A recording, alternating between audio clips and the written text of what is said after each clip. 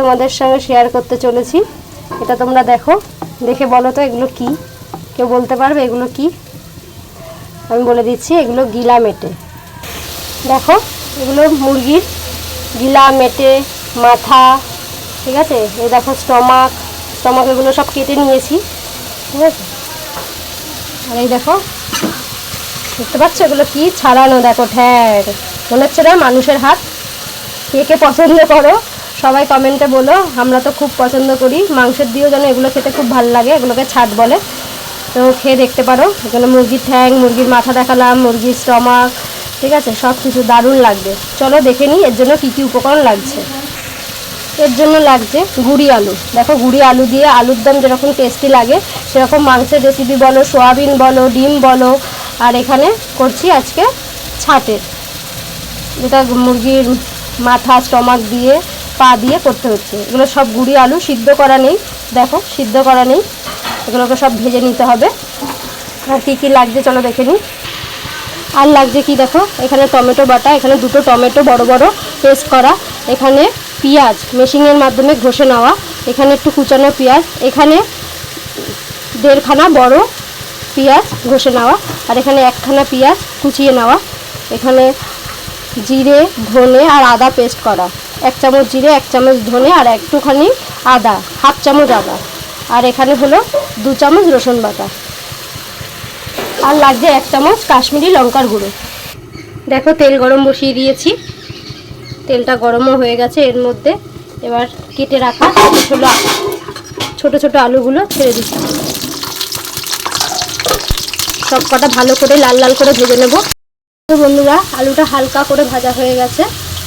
এর মধ্যে হালকা অল্প একটু নুন, 1/2 চামচ নুন দিয়ে দিলাম। নুনটা যাতে ভালো করে আলুর গায়ে ঢুকে যায়, ওই জন্য আলু ভাজার সময় একটু নুন দিলে ভালো। এবার একটু ভেজে নেব। দেখো বন্ধুরা, আলুগুলো এরকম লালচে লালচে করে ভেজে নেবে। আলুগুলো লালচে লালচে করে ভাজা হয়ে গেছে। এবার ওই তেলেই, ওই গরম করা তেলেই দিয়ে দেবো, দেখো, একটা তেজপাতা, 2টো শুকনো লঙ্কা চেরা, দারচিনি, লবঙ্গ, 2টো এলাচ চিড়ে দেওয়া, গোলমরিচ, সব কটা তেলে দিয়ে দিলাম।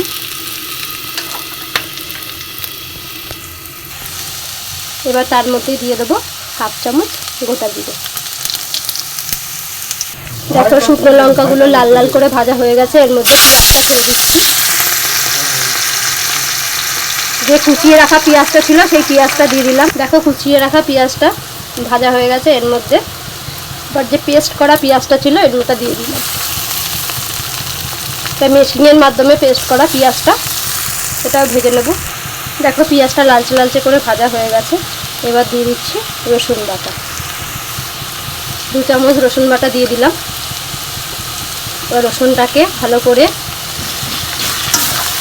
তেলে ভেজে নেব, যাতে রসুনের কাঁচা গন্ধটা না আসে।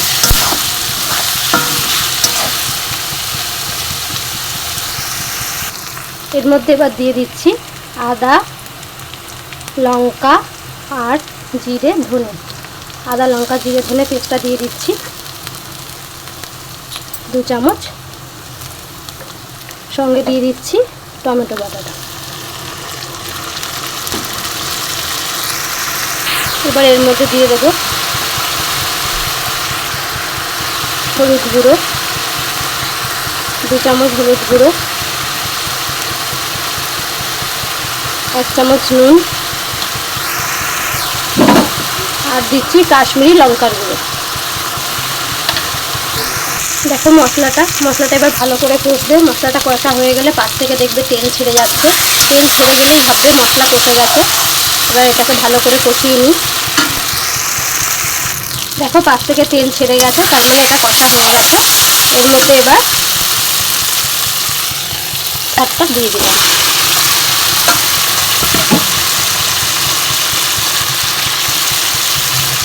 এটা দিয়ে ভালো করে কষাবো এটা। এবার এর মধ্যে পাগুলো ছাড়িয়ে রাখা দিয়ে দিচ্ছি। এই পাগুলো কিন্তু এনে সিদ্ধ করে, ভালো করে গরম জলে সিদ্ধ করে তারপরে ছাড়িয়ে নিতে হয়। দেখেছো এক একটা পা কত সুন্দর ছাড়ানো, দেখো এখানে কোনো কিছু পাবে না, দেখো এরকমভাবে ছাড়িয়ে নিতে হয়। পাগুলো খেতে কিন্তু খুব ভালো লাগে। বন্ধুরা কষছে এখনো, এটা একটু এর মধ্যে একটু হালকা জল দিয়ে ভালো করে কষাবো। শুধু একবার না, এখানে 2-3 বার জল দিয়ে দিয়ে কষাবো। এই একবার দিলাম, এরপরে আবার 2বার জল দিয়ে একটু একটু করে জল দিয়ে কষাবো। এবার এর মধ্যে ভেজে রাখা আলুগুলো দিয়ে দেবো। আলু দিয়ে মুরগির পা দিয়ে মাথা দিয়ে এগুলো ভালো করে কষাবো, যাতে মশলাগুলো আলুর গায়েও লেগে যায়। এটা ভালোভাবে কষে গেছে। এবার এর মধ্যে হালকা একটু জল দিয়ে দেবো, অল্প পরিমাণ সামান্য জল। আর কেউ যদি একদম কষা কষা খেতে যাও তাহলে সেটা করতে পারো। আমি হালকা পরিমাণ জল দিয়ে দিলাম। এবার এটাকে একটু ফুটতে দেবো ভালো করে। দেখো আমার মুরগির মাংসের পা, মাথা, গলা, স্টমাক দিয়ে সব ছাটের রেসিপি রেডি। এবার এর মধ্যে বেটে রাখা গরম মশলা দিয়ে দেবো। এটা শিলনোড়ায় বাটা গরম মশলা, এর সেন্ট খুব সুন্দর হয়।